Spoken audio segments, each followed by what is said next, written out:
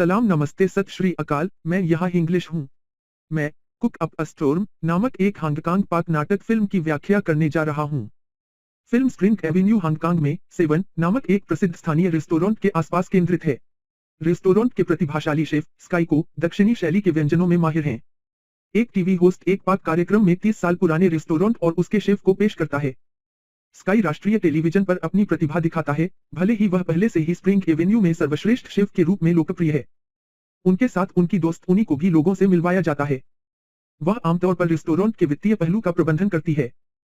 Sky भोजन की गुणवत्ता और अपने ग्राहकों को प्रदान किए जाने वाले समय के बारे में बहुत निश्चित है, जो इस कारण का हिस्सा है कि उनका रेस्टोरेंट इतना लोकप्रिय क्यों है। ज्यादातर समय यह इतना भरा होता है कि लोगों की कतार रेस्टोरेंट के बाहर लगी रहती है। उस दिन एक असभ्य ग्राहक कतार तोड़कर अंदर आता है। स्काई ने उसकी सेवा करने से इनकार कर दिया, भले ही ग्राहक उसके पास मौजूद शक्ति और धन के बारे में दावा करता हो। जाने से पहले आदमी शेफ का छोटे से रेस्टोरेंट पर हंसता है और खुलासा करता है कि उसके मालिक ने एक विश्व स्तरीय शेफ को उनके सामने एक 3 सितारा रेस्टोरेंट खोलने के लिए आमंत्रित किया है। विचार यूनी को डराता है, लेकिन वह इसे झांसा देकर खारिज कर देती है। इस बीच फ्रांस में ताज पहनाए गए राजा और रानी अपने नवजात बेटे का स्वागत कर रहे हैं। वे जन्म का जश्न मनाने के लिए एक विशाल गेंद रखते हैं और मेहमानों के लिए खाना पकाने के लिए एक विश्व स्तरीय शेफ को आमंत्रित करते हैं। हमें उक्त शेफ पॉल आह से मिलवाया गया है। वह फ्रांस में प्रशिक्षित एक मिशेलिन तारांकित कोरियाई शेफ है। पॉल के पास खाना पकाने का एक विशेष तरीका है, जो एक विशेष शैली में सीमाओं को नहीं देखता है। वह विभिन्न देशों के व्यंजनों को मिलाना पसंद करते हैं और इसलिए नवीन व्यंजन बनाते हैं। शेफ के विशेष के लिए वह रानी को एक मिठाई भेंट करता है, जो लाल अंडे की तरह दिखती है, लेकिन आम की प्यूरी और नारियल से भरी होती है। पकवान उस परंपरा से प्रेरित है जो नवजात शिशु को आशीर्वाद के रूप में लाल अंडे को प्रतीक है। स्वादिष्ट व्यंजन और इसके पीछे का अर्थ राजघरानों के दिलों को छू जाता है और वे पॉल के शानदार काम की सराहना करते हैं। सफल गेंद के बाद वह और उनके सहायक मेयो उस रेस्टोरेंट में लौट आते हैं जिसमें वे वर्तमान में काम करते हैं। मालिक और उनके सहकर्मी खुशी खुशी उनका स्वागत करते हैं, उन्हें उनकी सफलता पर बधाई देते हैं। मालिक ने यह भी घोषणा की कि उन्होंने पॉल को संपूर्ण आर्ट नोव्यू फ्रेंचाइजी के कार्यकारी शेफ के रूप में पदोन्नत किया है। कदम उसके लिए बहुत बड़ा है, हालांकि सभी के आश्चर्य के लिए उन्होंने प्रस्ताव को अस्वीकार कर दिया। पॉल एशिया लौटना चाहता है और एक बड़ी और उच्च महत्वाकांक्षा का पीछा करना चाहता है। उन्हें और मेयो को एक चाइनीज व्यवसायी ने आमंत्रित किया है जो एक 3 सितारा रेस्टोरेंट खोलना चाहता है। स्टाफ उनके फैसले का समर्थन करता है और उन्हें विदाई की कामना करता है। स्प्रिंग एवेन्यू में वापस स्काई के नियमित ग्राहकों में से एक ने उसे सूचित किया कि एक नए रेस्टोरेंट की स्थापना की अफवाह सच है।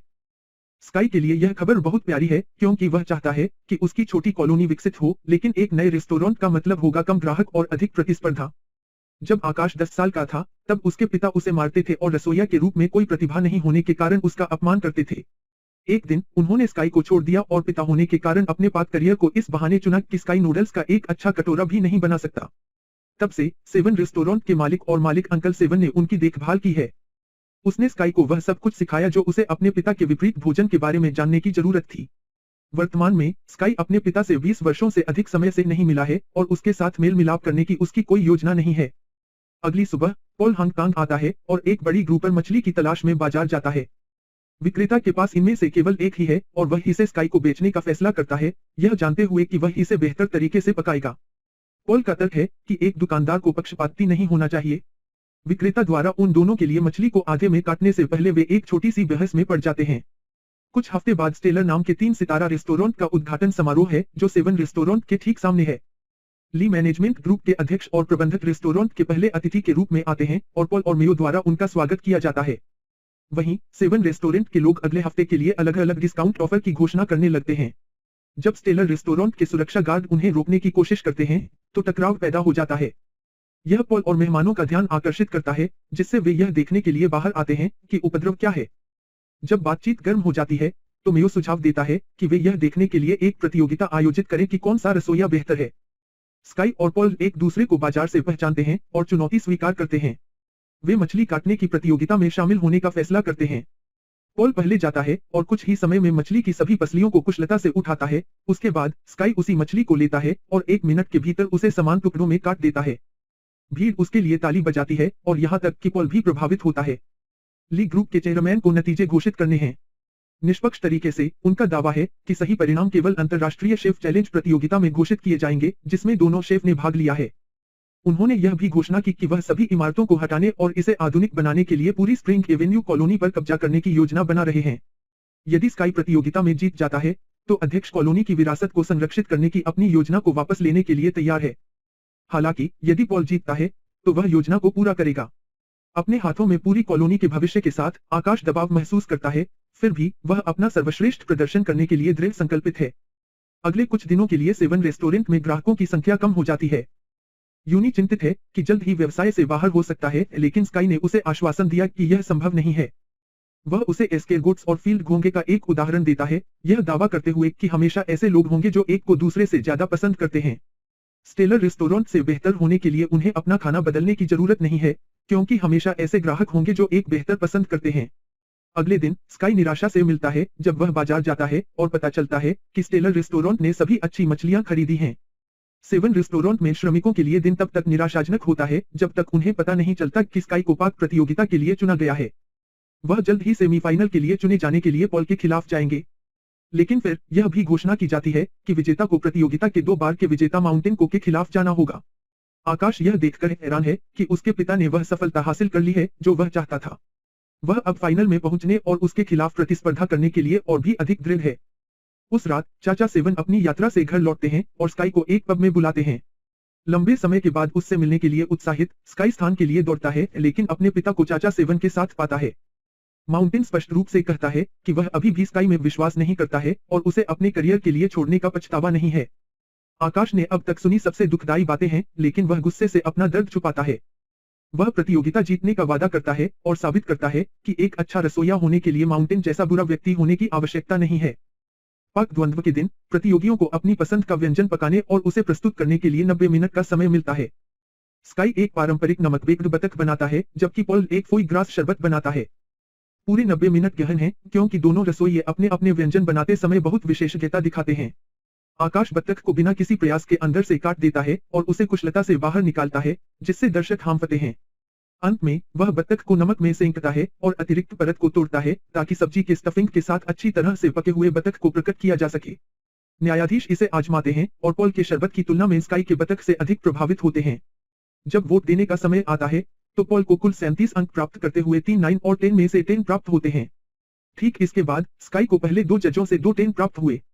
तीसरा वाला उसे 9 देता है, लेकिन अंतिम न्यायाधीश उसे केवल 8 देता है। क्योंकि दोनों रसोइये अंक में बंधे हैं, मुख्य न्यायाधीश पॉल को विजेता बनाने का कार्यकारी निर्णय लेता है, क्योंकि उसकी डिश प्रस्तुति स्काई की ब्लेंड प्लेटिंग से बेहतर थी। हालांकि पॉल की जीत ने एक रसोइया के रूप में अपनी क्षमताओं को मजबूत किया होगा, लेकिन चीजें उम्मीद के मुताबिक नहीं हो रही हैं। अपनी जीत का जश्न मनाते हुए प्रबंधक पॉल को सूचित करता है कि वह फाइनल में प्रतिस्पर्धा करने के लिए उसे मेयो के साथ बदलना चाहता है। उनके अनुसार मीडिया में एक महिला पुरुष की तुलना में कहीं अधिक आकर्षक है। जब पॉल हेड शेफ के रूप में अपनी स्थिति का बचाव करने की कोशिश करता है, तो मेयो उजागर करता है कि उसे नमकीनपन जैसे कुछ स्वादों को चखने में कठिनाई होती है। पिछले कुछ महीनों से वह खाना पकाने के लिए अपने सभी व्यंजनों वाली एक नोटबुक का उपयोग कर रहा है और अपने आप कुछ भी नहीं कर सकता है। मेयो ने यह भी खुलासा किया कि वह कभी भी पॉल से दोस्ती नहीं करना चाहती थी और केवल एक शेफ के रूप में उससे आगे निकलने के लिए उसका साथ दिया। धोखा दिया और आहत, पॉल कभी पीछे मुड़कर नहीं देखने के लिए रेस्टोरेंट से बाहर चला गया। उस रात स्काई एक इवेंट स्टेडियम के सामने नशे में धुत पॉल से मिलता है। वे कुछ मिनटों के लिए अपनी प्रतिद्वंद्विता को भूल जाते हैं और अपने अतीत और परेशानियों को साझा करते हैं। पॉल ने खुलासा किया कि उनके पिता एक महान रसोइया थे और उनकी मरणासन इच्छा थी कि पॉल उनके जैसा हो। आकाश उसे अपने और पहाड़ के रिश्ते के बारे में भी बताता है। बातचीत के बाद वे एक दूसरे के लिए आपसी सम्मान पाते हैं। वे कोरियाई में उसे कोसते हुए एक बिलबोर्ड पर माउंटेन की तस्वीर पर शराब की बोतलें भी फेंकते हैं। पॉल अभी तक प्रतियोगिता को छोड़ना नहीं चाहता है। चूंकि वह स्टेलर रेस्टोरेंट के प्रतिनिधि के रूप में भाग नहीं ले सकता, इसलिए वह नियम पुस्तिका को खारिज करने के बाद एक व्यक्तिगत शेफ के रूप में भाग लेने का फैसला करता है। यहां तक कि वह स्काई को सेमीफाइनल में शामिल होने के लिए कहता है। उसी समय स्टेलर का प्रबंधक 7 रेस्टोरेंट में है और अंकल 7 से आग्रह करता है कि वह अपने रेस्टोरेंट को ली समूह से अलग कर दे। ठीक उसी समय पॉल और स्काई प्रकट होते हैं और अपनी साझेदारी की घोषणा करते हैं। पॉल प्रबंधक को यह भी याद दिलाता है कि प्रतियोगिता के विजेता के रूप में वह चैंपियनशिप में प्रतिस्पर्धा करने के योग्य है।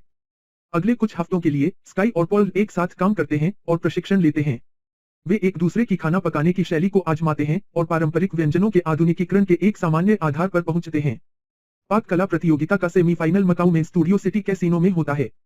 राउंड जीतने वाले को कुकरी के वर्तमान भगवान माउंटेन को का सामना करना होगा। प्रतियोगिता शुरू होती है और स्काई और पॉल दुनिया के विभिन्न हिस्सों के 4 अन्य महान शेफ के खिलाफ प्रतिस्पर्धा करने के लिए अपनी दोनों पाक शक्तियों का उपयोग करते हैं। किसी तरह ली ग्रुप ने भी मेयो को प्रतियोगिता में हिस्सा लेने के लिए कहा है।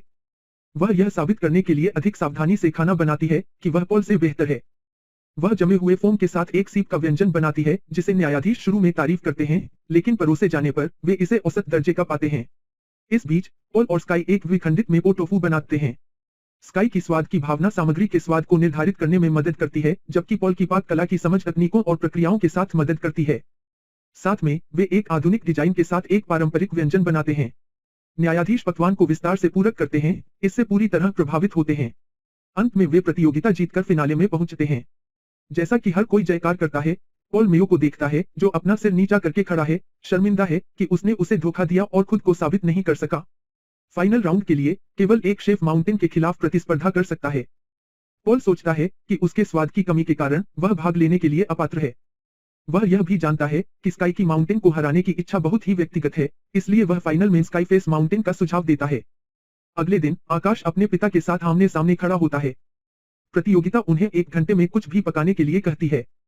प्रतियोगिता शुरू होने से पहले पिता और पुत्र शब्दों को साझा नहीं करते हैं। पहाड़ तुरंत पकने लगता है, लेकिन आकाश उसके विचारों से विचलित हो जाता है। उसे याद है कि कैसे माउंटेन ने उसे छोड़ दिया और पड़ोस के लोग उसके लिए कितने मायने रखते थे। विचार आकाश पर हावी हो जाते हैं और वह शायद ही ध्यान केंद्रित कर पाता है। उसे होश में लाने के लिए पहाड़ उसके बेटे के चेहरे पर पानी के छींटे मारता है। कार्रवाई आकाश को वापस लाती है और वह तुरंत आटा बनाना शुरू कर देता है। घंटे के अंत तक माउंटेन शीर्ष पर एक फूल के साथ पिघले हुए लावा का एक सौंदर्य चाइनीज प्रदर्शन करता है। इसके विपरीत स्काई की डिश थोड़ी अधिक सरल लेकिन व्यक्तिगत है। वह नूडल्स बनाता है, जैसे कि माउंटेन ने अपने बेटे को छोड़ने से पहले सालों पहले बनाया था। न्यायाधीश माउंटेन के व्यंजन को आजमाते हैं और इससे प्रभावित होते हैं। हालांकि स्काई कभी भी अपनी डिश उन्हें नहीं सौंपता।